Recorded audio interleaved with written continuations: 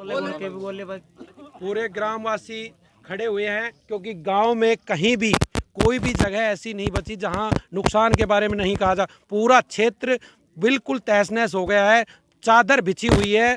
जो बर्फबारी अब तक भी नहीं पिघली हुई है, रात का 10 बजे से 11 बजे के बीच में जो बर्फबारी हुई थी बहुत तेजी से, और उसका जो साइज है वो बेर से बर्फ पड़ी है, लगभग आधा से 1 फुट की ऊंचाई चढ़ गई। इतनी तेज बर्फ की बारिश हुई है जो हम किसी परसेंट नुकसान को बर्दाश्त करने के सक्षम नहीं है पूरा गांव, क्योंकि आज वो गांव उनको 0% भी फायदा नहीं है फसल का। तो हम खर्चे की फसल करके जो अपने आप को मुआवजा की तरफ आपसे प्रार्थना करते हैं, सरकार से विनती करते हैं कि हमारा मुआवजा ज़्यादा से ज़्यादा हमें अवगत कराए, ताकि 24 को रात में तकरीबन 11 बजे ओलावृष्टि हुई और तकरीबन आधे घंटे के करीब ये ओलावृष्टि चली, जिससे तहसील कोट कासिम के परिक्षेत्र ग्राम पंचायत बगाना, जकोपुर और बेलाहेड़ी के तकरीबन 10 से 12 गाँवों में सरसों की फसल को काफ़ी नुकसान हुआ है। फसल तकरीबन 50% से ऊपर, ऑलमोस्ट कई जगह 100% भी नष्ट हो गई है। और अभी हम लोग उसका पटवारी और गिरदावरों से डिटेल सर्वे करवा रहे हैं, एग्रीकल्चर की टीम के साथ मिलकर। इंश्योरेंस कंपनी से भी यहाँ उनके जो भी कर्मचारी है वो आए हुए हैं। एक डिटेल सर्वे करवा कर हमारी कोशिश रहेगी जितना भी किसानों को नुकसान हुआ है गवर्नमेंट की तरफ से और इंश्योरेंस कंपनी की तरफ से हम उनको अधिकतम लाभ दिलवा सकें। प्रशासन हमेशा उनके साथ है, धैर्य बनाए रखे, हमसे जितना हो पाएगा उससे हम अधिक से अधिक उनको लाभ दिलवा सकें।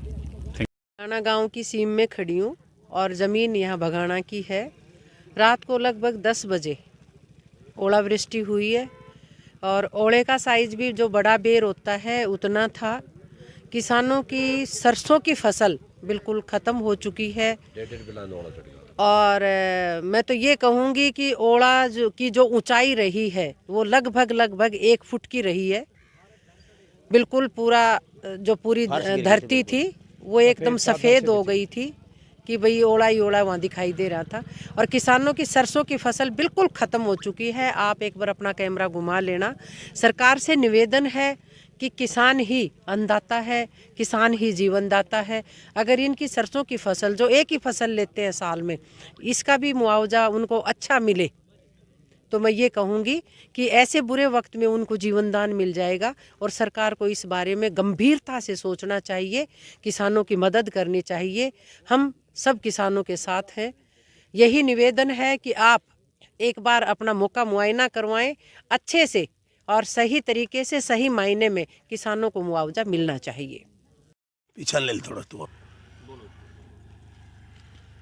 आज आप यहाँ आए हो तो मुझे सुबह टेलीफोन से सूचना मिली, वहाँ बख्ता और गुजर ने सील गांव से फ़ोन आया। बघाना से मुझे GSS से यहाँ से किसानों का टेलीफोन आया कि वैसे ऐसे रात को ओले पड़ के नष्ट होगी फसल।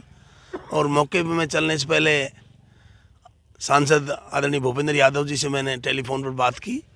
उन्होंने मुझे कहा कि आप मौके पर जाइए और किसानों के लिए हम बात करेंगे। कल भूपेंद्र जी भी आ रहे हैं तो पूरी सूचना मैं आप मौके पर देख करके उनको अवगत कराऊँगा।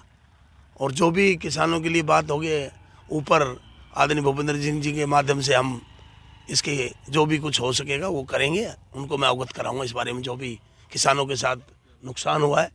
प्रशासन से भी मैं बात करूंगा, जो होगा किसानों के हक की बात। हम तो किसान के बेटे हैं, किसान की चिंता हम सुबह से हम करते रहते हैं।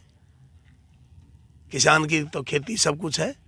तो मैं आदरणीय भूपेंद्र सिंह जी से इस बारे में बात करूँगा और जो भी मौके की रिपोर्ट उनको अवगत कराऊंगा।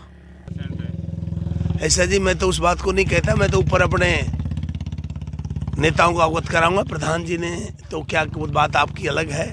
मैं तो आदरणीय भूपेंद्र यादव जी को इस बारे में अवगत कराऊंगा। जो ऊपर जो भी बात होगी कल आप किसानों के हित की बात करेंगे। और नेताजी को मैंने सुबह भी भूपेंद्र जी को बता दिया था कि मैं वहाँ जा रहा हूँ। तो जो कुछ होगा, जो हमारे से ऊपर नेता बैठे हैं उनको इस बारे में सब मिलजुल कर काम करेंगे और किसानों के हित की बात करेंगे।